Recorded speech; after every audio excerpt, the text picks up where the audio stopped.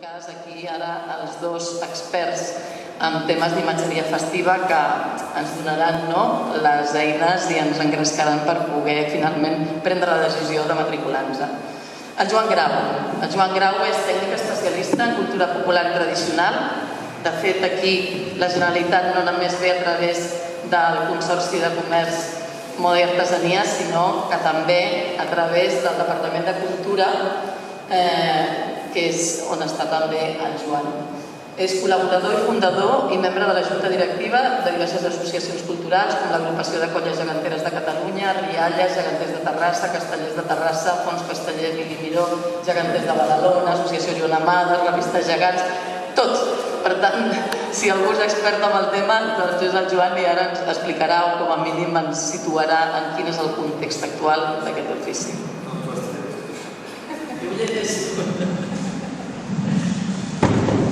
Sí, diuen que ja entenc una miqueta, però per damunt de tot soc geganter.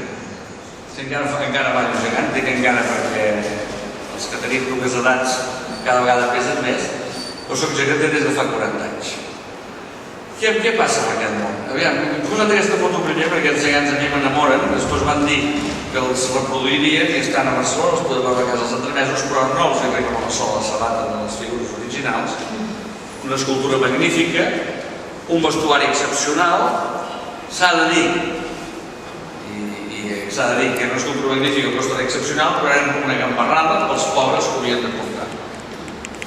Abans d'entrar en detalls, el primer problema que es produeix en aquest àmbit és que els que han de portar gegants són els carregats i els constructors també. Acostuma a haver-hi un problema de diàleg.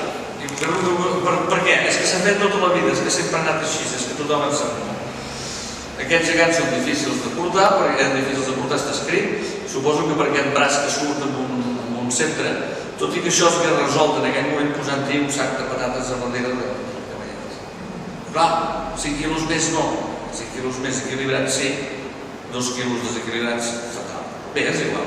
Entrem a l'ofici. Què passa? Ara hi ha una sèrie de gent que fa figures que les fa més bé, les fa més malament, hi ha gent que es fa molt bé, hi ha molta gent que s'atreveix a això, però com ho aprèn tothom? A la brava.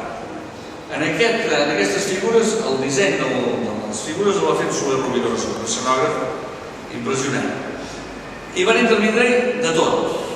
I van fer unes figures excepcionals, van desaparèixer el cremat de Santa Maria del Mar a la Guerra Civil. Per què? Perquè abans qui treballava aquest tema no era... Em sembla que aquest potser sona, potser no.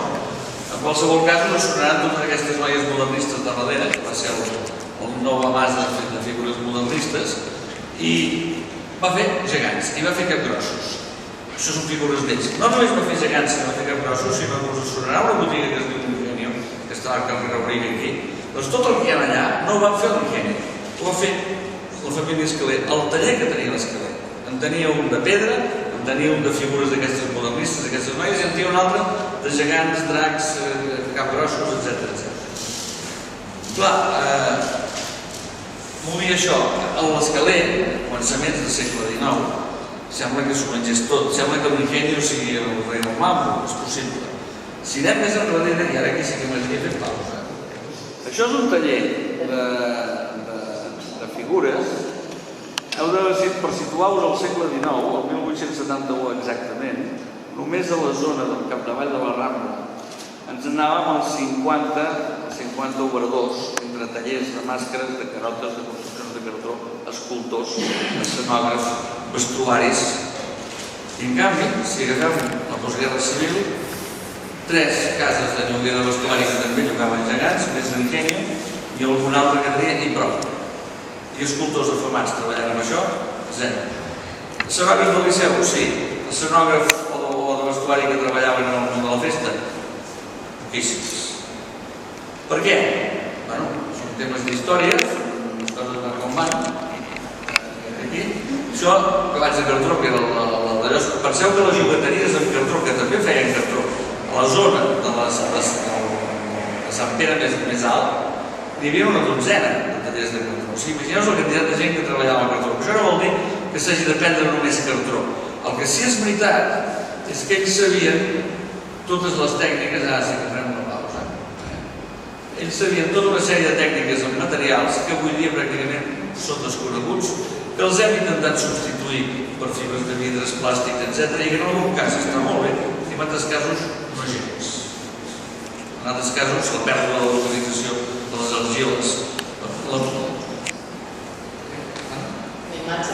Aquesta imatge concretament era d'un escultor que es deia Eusebi Vidal, estava en la Ronda de Sant Antoni, la Ronda de Sant Pere, i aquest era l'únic quadre que tenia exposat allà d'una col·lecció de relleus d'aquest tipus que no en tinc ni idea d'on estan, però que abans de la Guerra Civil es conservaven en la Real Acadèmia de Medicina i era per una funció pedagògica.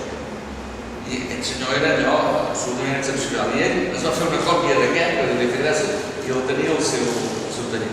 Hi ha una altra col·lecció similar, aquella més espantosa, que es conserva a Bèlgica, que era el Museu dels Horrors del Germà Roca. A començaments del segle XX hi havia el Museu dels Horrors, hi havia l'aranya japonesa més gran del món, no sé com era. Però va venir no fa gaire l'exposició aquesta que es deia Els perills del barri xinès, i unes figures amb gent amb sífilis, una cosa bastant curiosa. També ho treballaven. Ara fixeu-vos la propaganda d'aquest. Hi ha una fàbrica de caretes de totes les classes. Cartó, piedra, decoració, figurines, sastres, modistes, etc. Treballaven... Aquí això era una fàbrica, però qui hi havia darrere era un escultor. Don José Galceran, escultor.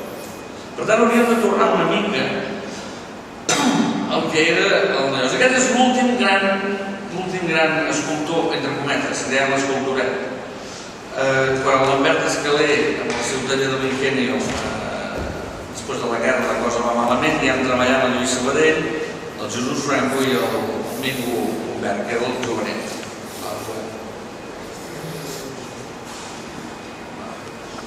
El Mingo Humbert. Aquest Mingo Humbert és l'últim que ens va transmetre els engruts que hi havia. Si no s'ha de trobar amb receptes antigues que després falta saber-ho fer. Aquest Mingo Humbert encara va treballar amb algun dels escultors d'ara i després tothom ha anat copiant de tothom, anar a comprar a l'Ingenio una bosseta de pólvores per poder preparar fins que no se n'aprèn, etc. Malgrat tot, hem arribat a un procés quasi reduït de les possibilitats que té. Sense comptar tots els materials moderns, ja no cal dir tècniques que van al 3D, ja és una altra dimensió. D'alguna manera hauríem de recuperar tot això. Quin problema hi ha? Que no hi ha hagut canvi generacional, no hi ha hagut qui ha ensenyat als següents. I això és el que hem d'intentar que resolgui ara. Agafar encara aquesta generació que li queda, que ja tenen unes edats, que és a dir, que ho arreplegaran, però que aquí darrere ho agafi. No només ho agafi, sinó que amb les possibilitats d'avui dia, agafant-lo d'abans, ho podem portar molt més enllà. Els sistemes d'emmotllats, avui dia, la gent que fa construcció, està molt encallada, s'han perdut sistemes antics, es poden tornar a recuperar, es pot treballar amb això. Això us estic ensenyant com és un gegant de dintre, si us hi fixeu, encaixos, cargols, mides. Visualment sembla que la figura sigui qualsevol cosa i no, ha de tenir una perfecció. A dintre del braç hi ha una ànima de fusta perquè allò tingui... I no oblidem, hi ha d'anar-ho sota. I aquest algú ha de poder portar perquè fer una escultura i que camini sola, que es quedi fixa, és absolutament molt fàcil. Seguint una mica la història, a la dècada de 1960 s'acaba la processó de Corpus, a Barcelona l'Ingenio fa aigües per tot arreu i ja no queda pràcticament ningú. La nova generació d'escultors, aquests són uns gegants moderns en aquest cas, però veieu una mica la tècnica, alguns potser ja la coneixeu evidentment, hi ha alguna encara que sigui que el coneix de sobres, cada escultor té el seu estil, però tot això per un similar, però han d'encaixar perfectament i visualment han de donar el cavallet, aquí vull parar, aquí sí vull parar, una de les guerres típiques dels que porten gegants i els constructors, no diré l'escultor, va fer una àliga amb la qual vaig participar-hi i jo li deia, vull a l'esquena una peça plana que arribi fins aquí darrere, que estigui encoixinada. I deia, per què? Tota la vida he fet la meva manera. Vull, perquè si no hi ha aquella peça no pots emborrar la figura davall i no pot ballar. Passes vegades, l'escultor no té en compte que això es porta i al revés. Les vegades que es porta es pensa que en sap molt. Sistema de coixins, això és com una cabina d'un pilot. Aquí hi ha el motor de com es porta. El triangle de dalt del cap és on arriba el senyal del desequilibri i, lògicament, automàticament és quan reacciona amb les mans. I el patell i es fa palanca i s'equilibra. Si no estigués això ben fet, no es ballarien gegants bé. I és més, quan el cavallet no està ben fet, els gegants no ballen igual. Aquelles colles que ballen i dius, ostres, com ballen, tenen un bon cavallet, si no, no m'enganyen. Per tant, hi ha d'haver-hi un joc, i és obligat que s'entenguin els que ho porten i els que ho fan. Això és una figura animal, també estem no sé, aquí. Figura animal, el Solleu de Manresa, l'any passat. En aquest cas és fet amb fibra de vidre. Podem fer arribar a les filigranes que vulguem. Clar, l'escultura de fang dona de si, però un cop pintat té unes possibilitats amplíssimes. Antigament, fins i tot, una cosa és el que feia la figura i una altra el que pintava, que és molt diferent. Aquests són uns gegants, en aquest cas són els de Vilassar de Mar. Ella és especialment guapa, de fet havia de ser-ho, perquè era una criolla que va dur un mariner aquest sota unes veles que la va rentar. Ell era el Pigat, curiosament és el besavi del Tomàs. Això aquí també ho dic. Sí, és veritat, i quan ho vam fer li van demanar permís perquè vam pensar és història, no? Això és el drac de Vilafranca. Estem parlant d'una peça que sabem que es va construir entre 1730 més o menys i 1750. Sabem que es va construir entre aquesta etapa perquè tenim la data, que sabem que hi és al carrer, i tenim que aquí hi ha blau de Prússia, que es va descobrir per casualitat justament en aquella època.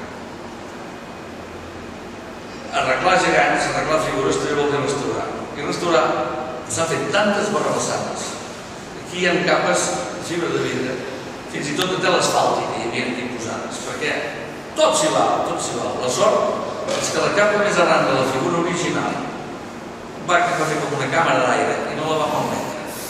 Llavors tenim que la figura original sabem que és feta de llenç de pintor, de lli o de cotó, enguixada, però no enguixada en guix normal, sinó amb caolí, amb argila de Xina.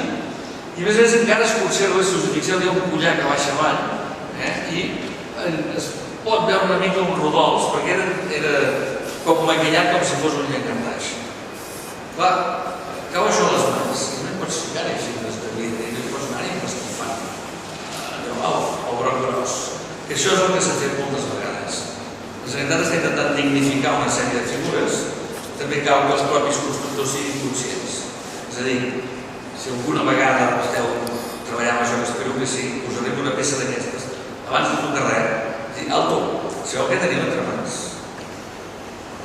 Estem parlant de patrimoni.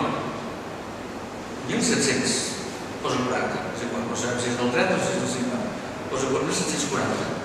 Ja n'està dit. I surt, perquè aquestes coses surten al carrer, són llibres. Aquí estem parlant d'una peça moderna, la línia de Cardona es va estrenar fa 2 anys, al setembre.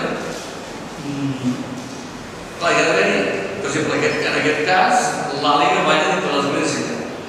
No hi podem fotre i un altre qualsevol. Hi havia les autoritats, hi havia de tot aquesta. Torno enrere,